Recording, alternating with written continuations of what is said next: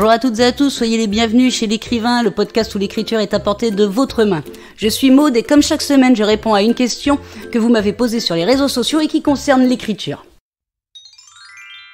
Cette semaine, je réponds à la question de Sophie qui sur Facebook me demande quelles sont les erreurs à éviter lorsque l'on débute dans l'écriture.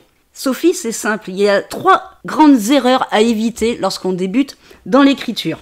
Enfin, c'est un minimum, on peut en faire beaucoup plus que 3, mais je préfère vous dire qu'il y a quand même 3 grandes erreurs qu'il faut chercher à éviter à tout prix. La première grande erreur à éviter, c'est de faire un début trop long, trop lourd, trop documenté inutilement.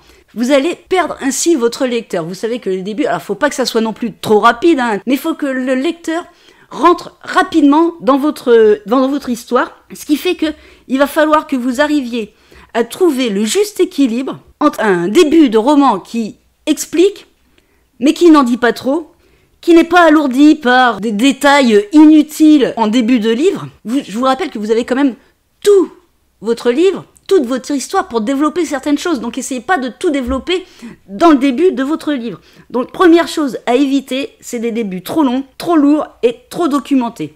La deuxième erreur que l'on peut commettre quand on débute dans l'écriture, c'est de faire un récit vraiment trop plat, où il n'y a pas de rebondissement, où il manque un peu de sentiment, de l'action, des choses comme ça. Là aussi, c'est un juste dosage qu'il va falloir que vous trouviez entre des descriptions qui vont être utiles et de l'action qui va emballer un petit peu le rythme de votre récit. Si vous êtes trop plat dans votre récit, vous allez ennuyer votre lecteur et du coup, il va lâcher sa lecture et ne peut-être jamais rouvrir votre livre. Donc, essayez de trouver le bon dosage entre action et rebondissement et moments plus calmes, afin que votre lecteur puisse reprendre un tout petit peu son souffle, parce que c'est pas non plus utile de faire des actions, ça aussi ça peut être une erreur. Donc il va falloir que vous trouviez le bon dosage pour que vous puissiez donner des frissons, donner l'envie à votre lecteur de tourner la prochaine page. Et enfin, la dernière grande erreur qu'il ne faut évidemment pas commettre, c'est de bâcler sa fin. Je vous l'ai déjà dit, je vous le redis, vous bâclez pas votre fin. Vous faites quelque chose de propre, vous répondez aux questions s'il y a nécessité de répondre à des questions.